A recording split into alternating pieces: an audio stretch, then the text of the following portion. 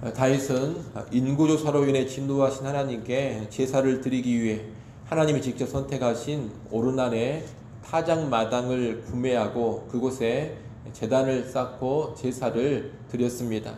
오늘 본문 1절에 보면 제사를 드리고 심판의 재앙을 해결받은 후에 다윗은 오르난의 타작마당에 쌓은 제단을 가리켜서 여호와의 성전이요 이스라엘의 번제단이라고 합니다. 이 말은 다윗이 오르난의 타작마당을 성전을 지을 터로 잡았음을 의미합니다. 하나님이 택하신 그곳에 성전을 짓기로 마음을 먹은 겁니다. 어제 말씀드린 것처럼 하나님은 다윗의 범죄마저 성전 건축이라는 선한 뜻을 이루어가는 방편이 되게 하셨습니다. 죄가 더한 곳에 은혜가 더 넘칩니다. 그러니 불의와 실패, 범죄 속에서도 우리는 결코 절망한다든가 서둘러서 인생의 마침표를 찍어서는 안 되겠습니다. 늘 예수 그리스도 안에서, 하나님 안에서 새로운 소망을 품고 살아가야 하겠습니다. 본문 2절부터 5절은 다윗이 성전 건축에 필요한 일꾼과 필요한 재료들을 준비하는 모습입니다. 다윗은 장차 지을 성전을 위해 이스라엘 땅에 거류하는 이방 사람들을 모으고 석수를 시켜서 돌을 다듬게 합니다. 2절에 거류하는 이방 사람들이 나오는데 이 거류하는 이방 사람들이란 이스라엘 땅에 거주하고 있는 이방인들을 가리킵니다. 다윗은 이들을 일꾼으로 고용해서 돌을 채취하고 석수들이 다듬은 돌을 나르게 한 것으로 보입니다. 그리고 성전 건축에 쓸 못을 위해 철을 많이 준비하고 놋도 심히 많이 준비했습니다. 또한 중개무역을 하는 시돈 사람과 두로 사람을 통해서 레바논의 백향목을 많이 수운해 왔습니다. 다윗은 이렇게 성전 건축에 필요한 일꾼을 예비하고 철과 놋과 백향목을 풍성하게 준비해 둔 것입니다. 5절은 다윗이 이렇게 많은 것을 준비한 이유를 말해줍니다.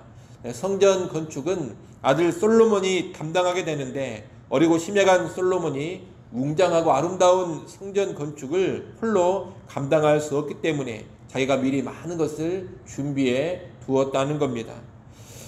다윗 자신이 성전을 건축하지는 못하지만 미리 많은 것을 준비하고 있는데 이런 다윗의 모습은 참으로 귀하고 아름답습니다. 자기의 업적과 자기의 성취, 자기의 이름을 내는 데에만 관심이 있다면 성전 건축은 내가 못할 일이기 때문에 아예 신경도 쓰지 않았을 겁니다. 하지만 다윗은 자기의 업적과 성취, 자기 이름을 내는 것이 목표가 아닙니다. 하나님의 영광과 하나님의 명성에 아주 커다란 관심이 있습니다. 그런 간절한 소원과 열정으로 성전 건축에 필요한 재료들을 성심껏 준비해 둔 것입니다.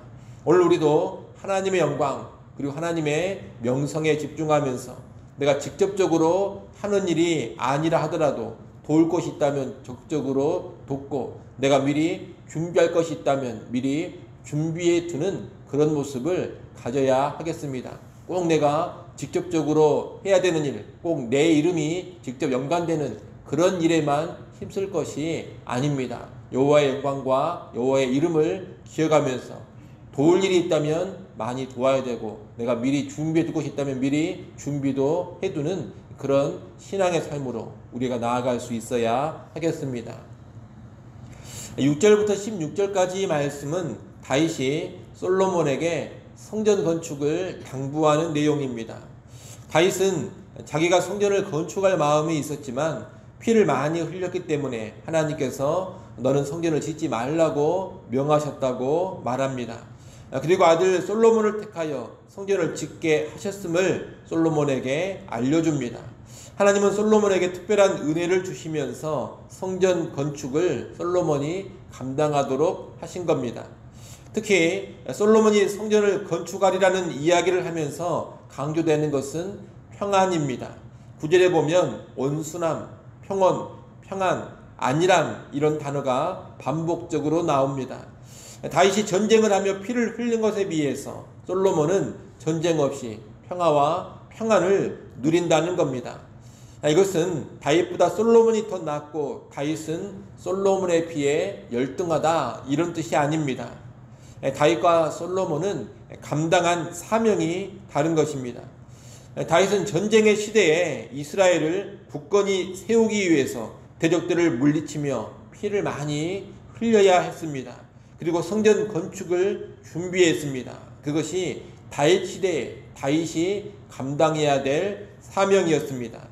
그에 비해 솔로몬은 이제 다윗이 이루간 토대 위에서 평화를 누리며 평화를 구현하는 성전을 건축하는 그런 사명을 부여받은 겁니다.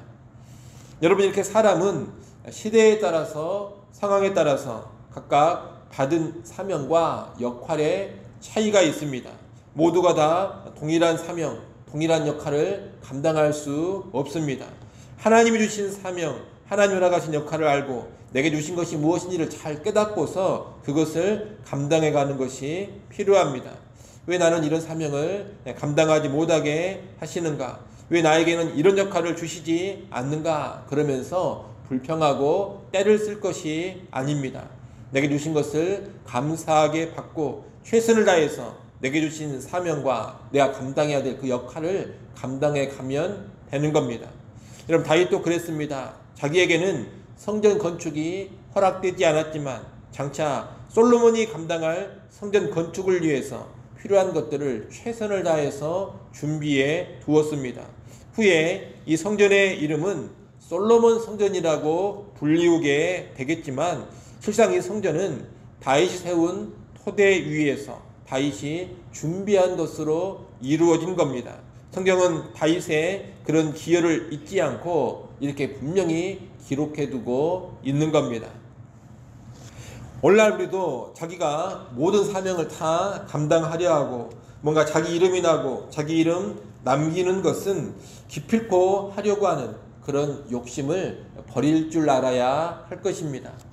때론 나는 토대를 마련하고 무언가 준비만 해두는 그런 역할로 끝날 수도 있는 겁니다. 하나님이 내게 그런 역할을 주셨다면 그것을 잘 감당하면 됩니다. 예컨대 멋진 교회당 건축을 반드시 내가 해야 될 필요는 없습니다.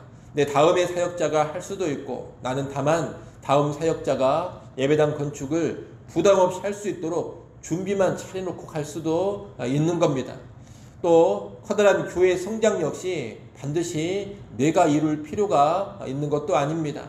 내 다음 사역자가 더 큰 성장을 이룰 수 있는 것이고 나는 그 다음 사역자가 성장을 잘 할 수 있도록 필요한 토대만 든든히 구축해 놓고 떠날 수도 있는 겁니다. 그럴 경우 내 이름보다는 내 다음 사역자의 이름이 훨씬 더 크게 남을 겁니다. 그리고 교회 성장도 다음 사역자의 성취로 기억이 될 겁니다. 하지만 사람들 사이에는 내 이름이 남지 않고 사람들이 나의 성취로 기억하지 않는다 하더라도 하나님께서는 기억해 주시고 인정해 주시는 겁니다. 그런 여러분, 어떤 하나님의 일을 반드시 내가 다 해야 한다, 이런 강박증에서 벗어날 수 있기를 바랍니다. 토대를 마련하고 준비만 해놓는 것이 내 사명, 내 역할일 수도 있다는 것을 알아야 합니다. 그리고 그것이 나의 사명이요 나의 역할이라면 그것을 잘 해놓고 가면 되는 겁니다. 여러분, 하나님은 각자에게 다른 사명, 다른 역할들을 주십니다. 누군가는 준비하고 누군가는 성취해야 합니다. 하나님은 그것들을 종합해서 하나님의 선한 일을 이루어 가시는 겁니다. 우리는 하나님의 크신 역사의 한 부분을 맡아서 한 시기를 살아가는 겁니다. 이를 잘 아시고 내게 주신 사명과 내게 주신 역할을 잘 알고 하나님 바라보면서 내게 주신 그 사명과 역할을 충성스럽게 감당해가는 우리 모두가 될 수 있기를 바랍니다.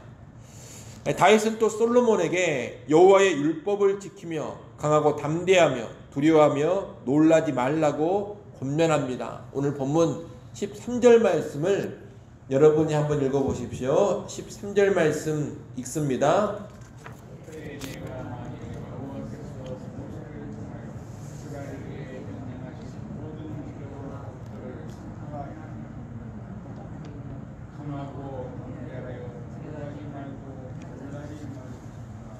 아멘.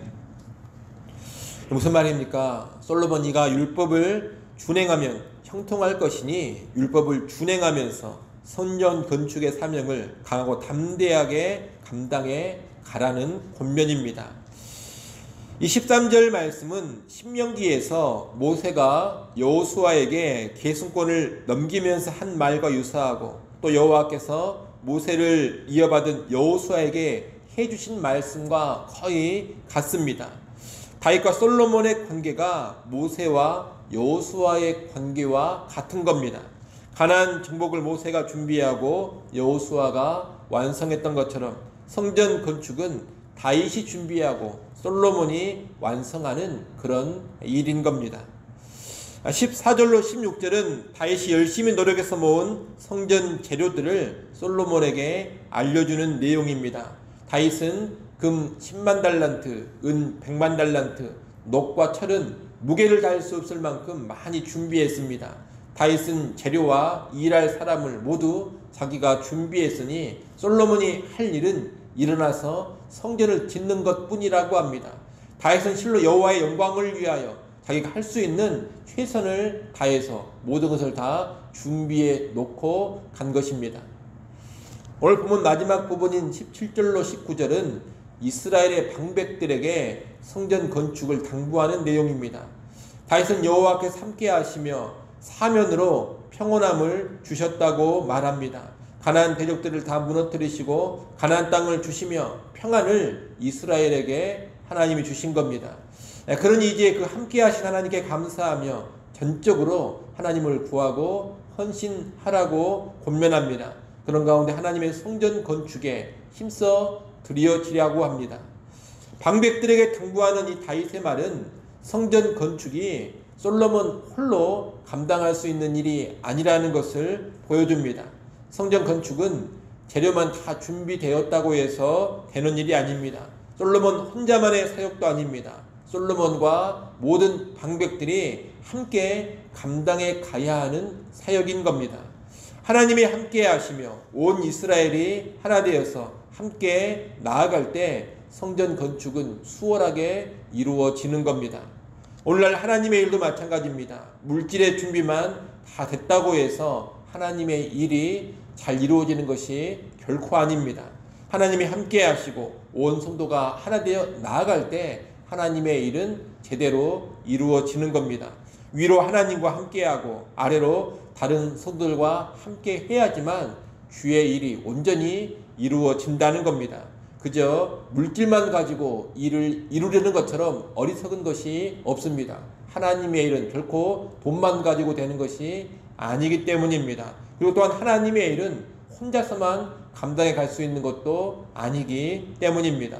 여러분, 하나님의 일을 돈 가지고 다 할 수 있다, 하나님의 일을 나 혼자서 다 감당할 수 있다, 이런 생각만큼 어리석은 생각이 없습니다.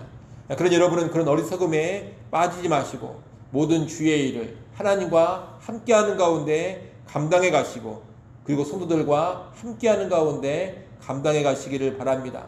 하나님과 함께하고 성도들과 온전히 함께한다면 하나님의 일이 더욱 아름답게 이루어져 갈 것입니다. 그런 삶 살아갈 수 있기를 간절히 축원합니다. 기도하겠습니다. 아버지 하나님, 오늘 우리도 다윗처럼 하나님의 이름과 하나님의 영광에 집중하며 자신이 감당할 사명과 자신이 감당할 역할만을 잘 감당해 가게 하여 주시옵소서. 시대와 상황에 따라서 각자에게 주어진 사명과 역할이 다르다라는 것을 잘 알게 하셔서 내게 주신 사명, 내게 주신 역할이 무엇인지를 잘 분별하게 하시고 그 사명과 그 역할에 충성하는 우리 모두가 되게 하여 주시옵소서.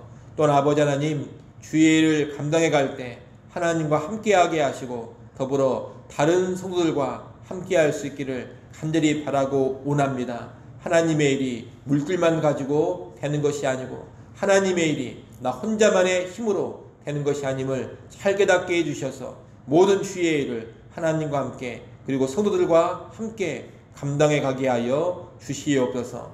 위로는 하나님과의 아름다운 연합이 있게 하시고 아래는 성도들과의 아름다운 연합이 있어져서 주의 일들이 참으로 아름답게 이루어져 가게 하여 주시옵소서. 하나님 또 이 시간 하나님께 나와 기도합니다. 기도하는 주의 백성들을 굽어 살피시고 은혜와 긍휼을 베풀어 주시옵소서. 우리의 모든 상황 하나님께 아뢰할 때 하나님 이로부터의 신령한 능력으로 우리를 도와 주시옵소서.